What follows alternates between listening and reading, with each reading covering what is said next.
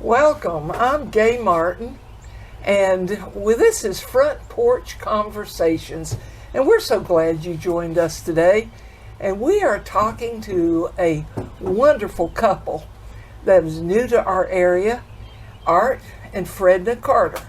And we're glad to have you guys today. Thank you. We appreciate you taking time to talk to us on our front porch. We welcome. do. Where do you come from, Art? Where did you all come from? Well, I was born and raised in Jacksonville, Florida. Wow. Did all my public school there, went through high school, graduated from Robert E. Lee High School in Jacksonville, My goodness. and stayed there until my graduation, and I left and went off to college and never returned to Jacksonville. Never did. Never did. Oh, Except to visit a few Yeah. times. But, Yeah. Yeah. From Jacksonville. Where are you from, Fredna? Right up the road, McAlpin, Florida. Oh my God. You didn't come far, did you? No, I grew up on a farm. My family had a farm, and some of the family is still there. Are they really? My goodness. What brought the two of you to Dowling Park? Well, we got old, and we were ready to go to some retirement place, and we knew about this place. And as a matter of fact, I heard about it when I was in high school, but at that time, I believe it was an orphanage because we had one student who came from there. Oh, did you really? But we didn't know a lot about it, so we came up and investigated. Wow. Yeah, we kind of were hoping we could find a place with Christian background, Yes. and as soon as I heard about this place and saw the church, and particularly when we visited the church, that really turned the tide for me. I was convinced this was a place for us. That's good to hear. That's good to hear. Do you have siblings? I had 3 brothers, Oh, all wow. older than I, Okay. but they've all gone on to heaven. Is that right? So, have a lot of people I'll be looking forward to see one of these days. Isn't that the But, truth? yeah, I had 3 older brothers, 2 of whom served in World War II. My So goodness. Kind of get an idea of the age there. But yeah, they were all veterans. What did you do for a living, Art? Well, the Lord called me into the ministry, and I've been in some sort of pastoral ministry, one way or the other, different facets. Spent time, I was an actual pastor in Minneapolis, Minnesota. We My. started a little mission church there, and that went fairly well.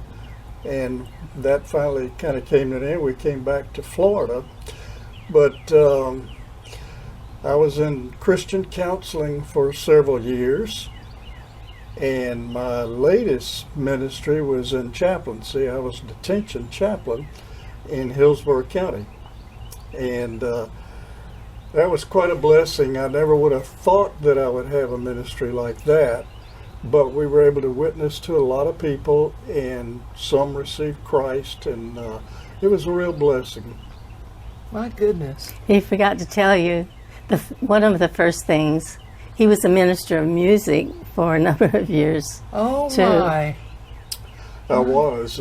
When I was in high school, I was a trombonist, and I got pretty proficient at it. I don't want to say too much about that, but I was selected as outstanding musician and even had a scholarship to one of the major schools here in Florida by playing trombone. The Lord led me in a different direction from that, and I got involved in vocal music and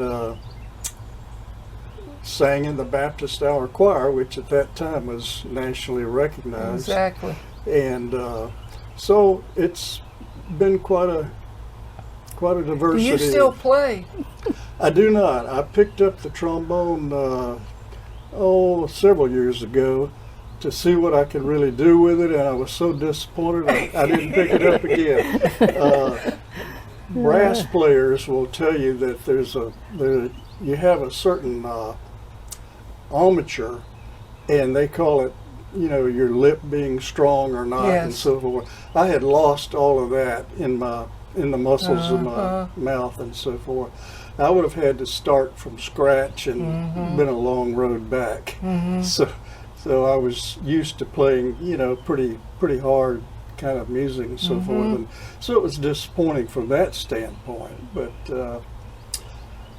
that's the way it was. But it was a fun chapter in your life, right? It was a lot of fun, and took me to a lot of places I never would have gotten to go to otherwise.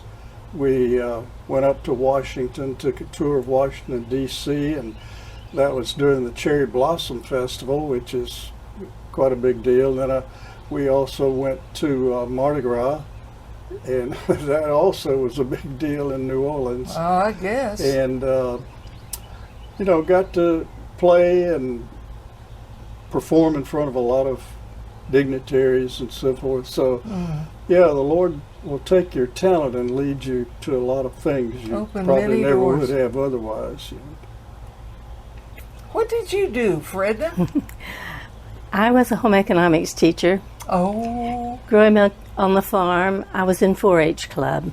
Okay. And because of 4-H club, it led me a lot of places too. Bet it did. That's basically why I majored in home economics, because of my influence by those people who were over me in 4-H club. Sure.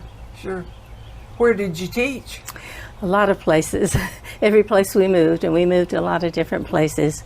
The last one was Pinellas Park Middle School. Oh, my. One time in the 80s, we were back when Art was at the Florida Sheriff Boys Ranch for a few years, and I taught at Swanee High School from where I graduated, although it was a different building and a different era. That's where I did. How did you two meet from McAlpin to Jacksonville? Florida State University, Seminoles. Oh, wow. We were both in the choir and BSU and church, so we saw each other frequently. Yeah, sure. We were both in the college age choir at Florida State, and I saw this cute little blue-eyed girl and fell in love almost instantly.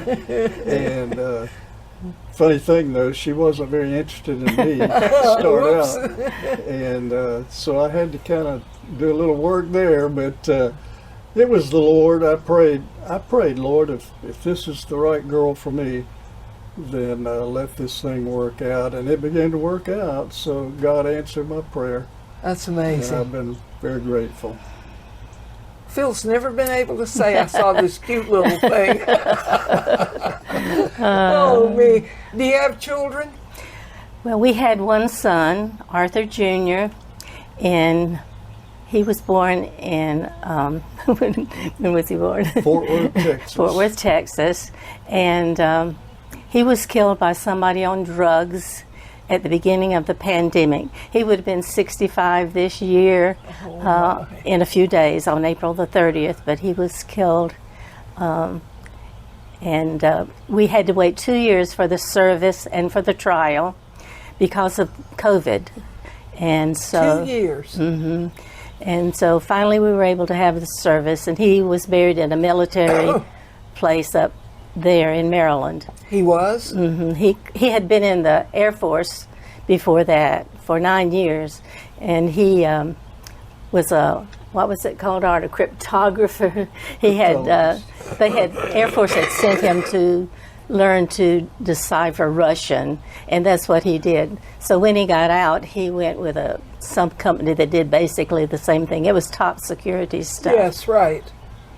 And he was fairly distinguished from what we've talked about before in his field. Yes, he did very well. He had a number of awards for the things he did in the service, and so we were very proud of him. He rode his bicycle everywhere. Since he was a tyke, he was riding a tricycle into a bike, and that's what he was doing when the guy crossed over several lanes of traffic and hit him.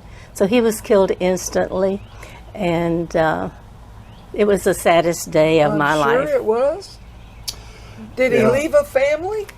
Yes, he had 2 sons and some daughters, 2 Yeah. granddaughters. And yeah, they were all devastated, of course. And I remember getting the phone call, and if someone had just stabbed me, it wouldn't have hurt much worse. That's the last thing I'm you're sure. expecting. And but you know, the thing I remember most about that now is that even though that man was as guilty as could be, I never held any bitterness or anything toward him. The Lord helped me with that, and really like a miracle, I forgave him, and he's serving time in prison, Is he? which is just. Yes. But the miracle was not holding that against him at all. That is a miracle. Yes, You it couldn't is. have done that in your own No, strength, not could in, you? not in my own strength. Could not.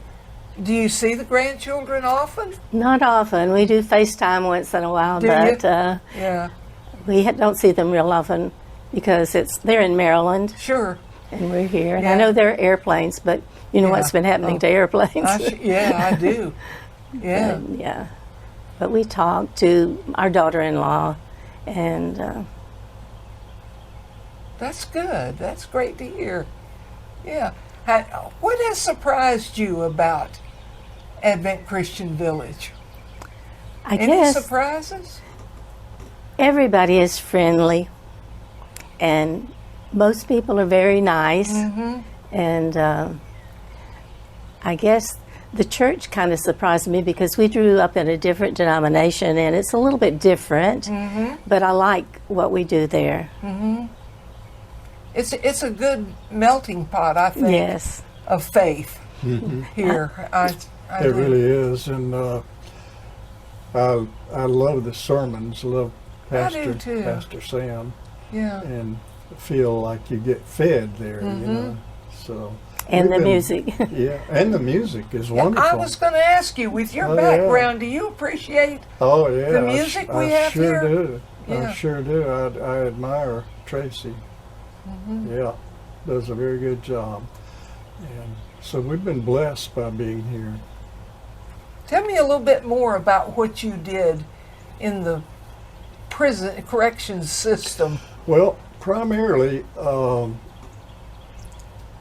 we had a system like requests where the inmates could put in requests for certain things. Mm-hmm.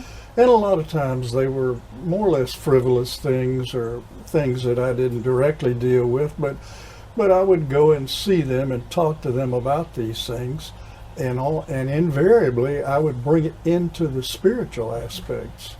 And so I wound up talking to them about their very soul, and many of them turned their lives over to Christ. But that's what it was basically. It was a one-on-one type ministry, and we had church services all throughout the week. We had to have several during the week time because there were too many. We had over 3,000 inmates. I was going to ask you what your population was. Yes, and so it was difficult, you know, trying to make a dent in all of that. But there were a couple of other part-time chaplains there as well. Mm-hmm. And so we had a great ministry there. I really enjoyed it because it was grassroots. There weren't any. I didn't have a lot of administrative responsibility or dealing with people higher ups and all that sort of thing. Primarily, my job was right down to the grassroots with inmates, talking about their life, problems they had, how to solve those problems, how to let the Lord be Lord in their lives, and so forth. And so I really enjoyed it. I was as blessed by that ministry as any I had. Is that right? Yep. And you were right down where the rubber meets the road. That's exactly right. Mm-hmm. Did they come to you, or did Both. Both? They would come to me. They would put in requests, and particularly if they got to know me a little bit. Mm-hmm. And in one case, one of the inmates specifically asked to see me, and he made the statement, "I don't want to see the psychiatrist anymore." And not that we're against psychiatry. No. They do a good job as well. But this one liked the fact that I was concerned about his very life, all facets of it, and his very soul. And so once he started talking, he wanted more of that. Do you feel then, it seems like you probably had a real reach, an arm into their families as well, into the way they parent and... That's right. Sometimes it involved that, particularly where there were young children involved and so forth. So we dealt with the entire family as well. Oftentimes, a lot of that work was over the phone and so forth, because we didn't have enough time to go out and make personal visits and all of that outside of the jail itself. And so yes, we tried to deal with everybody that we could possibly reach, touch. Did you counsel with spouses and all? Yes. It's a funny thing. Initially, when I went there, they used to allow inmates to get married in the jail, and I married a few, but that came to an end. We all had suggested that we bring that to an end, and I was really thankful that it did. Why? Because primarily we started having strange requests about marriage. We always just took it for granted that it was one man, one woman. Oh, and you don't think about that. No, you don't think about those things. But in a setting like that, and then they bring up the subject of, well, what you did it for so and so, why not for this person? Sure. And it was against our very religious beliefs. Of course. So we were happy that we were able to do away with that facet there. So you still had the power to do away with that. I was an ordained minister, but I was glad when that ended. I would think so. Yeah. Fredna, when you were teaching, what do you see as a need for home economics now that we had years ago but don't have today? Is it well received? Is it? There are hardly any regular home economics classes anymore. Is that right? I see a need for it because it might change a lot, which it did with me. It ended up so many times I was teaching about careers and different way of teaching. I was a hands-on person, basically. Right. But they would come up with a new program, and I had to go for training to do this and that, and which I did. But it was interesting. My first half of my career was high school. But whenever we moved, I had to take what was available. Sure, so when we moved to the Tampa area, I had to take middle school. But I enjoyed the middle school. They're kind of antsy, but they don't know as much as the high school kids. Right. And they can ask some interesting questions like, how do you open this egg? Things like that. But those are skills, at least when I look, even within my own family, those are skills that are not really being taught to young women today. So many of the things that go out and pay money to learn how to do what we taught. Yeah. And what was your curriculum like? I mean, what did you approach and teach? I taught a little bit of everything. I taught food, nutrition, and clothing, which had something to do with sewing, and housing, and personal development, and just a number of things. Did you do budgets or anything like that? Very little. One time I had to teach math for daily living, and I had to learn how to do a lot of those things myself. Yeah. But it was all pretty easy because it was, unit pricing and those kind of things. Well, I tell you, you are a fascinating couple. You really are. I appreciate you taking time to be with us today. Is there anything that's drawing you here at the village that you're getting involved with? Well, I'm going to Connecting Threads. Okay, good. And I've joined the Artists Guild. Oh, wow. Which I'm going to right after this because they're going to greet new people. Well, good. We're glad you put us first today. And Art, how about you? Well, I joined the garden club. I like to get my hands in the soil and so forth. Haven't done much there yet because they're out of plots and have to wait till one comes open. But I'm looking forward to that. And I would love to sing in the choir. I've been having a few little physical issues, particularly with my legs, and it affected me. I couldn't sit down very well. Okay. And so I had to kind of change that a little bit. Well, I We'll hope see. you make it to the choir. But we'll just see how the Lord does. Leads. If He gives me a little bit of healing, I'll That's be right. there. Well, as you can see, we could go on and on with Art and Fredna. But we thank you for joining us today, and meet us again the next time we're on the front porch.